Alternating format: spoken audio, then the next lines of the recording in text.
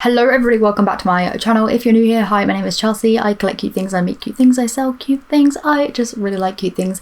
In today's video, I'm going to show you how to make a 3D lemon plush. I've actually made a plush before on my channel, which is a lemon, but this one here is like 3D and he's a little bit derpy and I really like him. Just made him for summer, just for myself, and I think it's really cute. I've shown you kind of how to make a DIY kind of pattern in this video, so if you want to make a pattern, that sort of stuff, then you can see how I made the pattern for this, like in order to make it more 3D and chunky. So yeah, hopefully you enjoyed this video and I'm just gonna get straight on into it. So the fabric that I'm actually using for this project is the colour Lemon by Shannon Fabrics in the fabric Smooth Cuddle 3.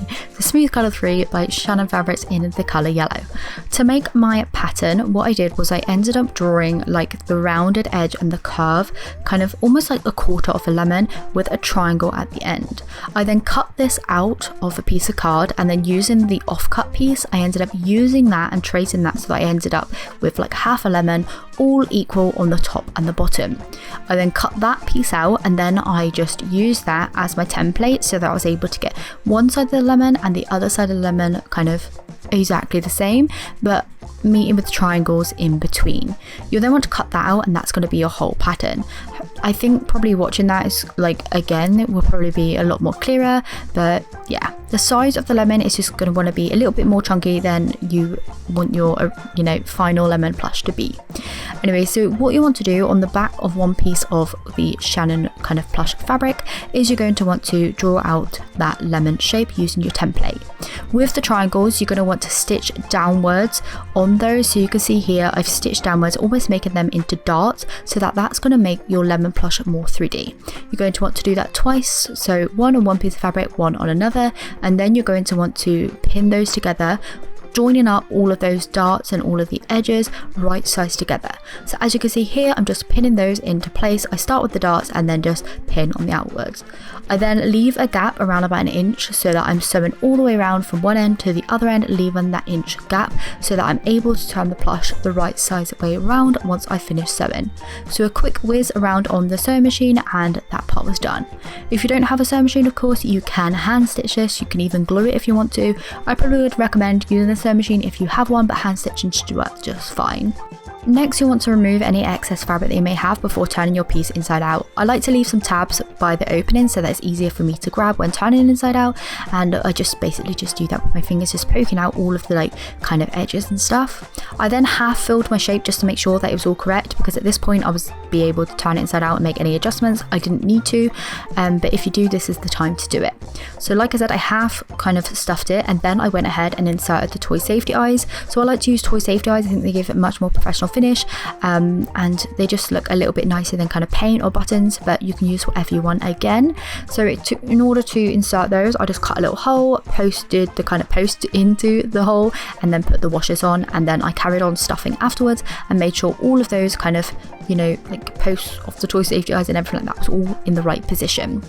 Next, I needed to sew up the kind of hole, so in order to do that, I just kind of stuffed it up and then just like tucked the kind of tab bits that I left like outwards, so that it was all like kind of nicely like lined up and everything. And as you can see here, I'm just doing a simple stitch just to kind of close that up. The stitch that I'm using here is a ladder stitch. This is my favorite stitch for closing up the openings of plushes. So if you need more help on that, there's so many tutorials on YouTube, and I would definitely recommend learning that stitch, as it does make a huge difference to the finish of the final piece. So once I had the lemon all kind of stitched up, I then added a keychain to the very top, just used some white thread again and just stitched that down into place.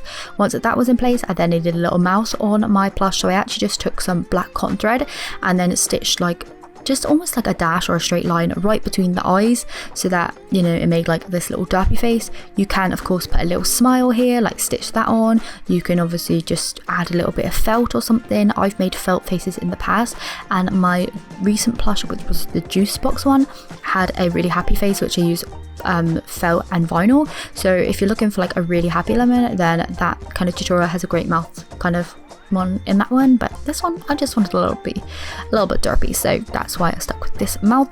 So once I had that down in place, I just poked the black thread through the back, tied a knot in the back so I couldn't really see it, and then I just cut that, and my lemon plush was then complete. So this is obviously how the little lemon plush has turned out. I absolutely love it. So bring it a little bit closer so you can actually see right now. It's so cute, so chunky. I love its little derpy face on there as well. Like, that just fills me with joy.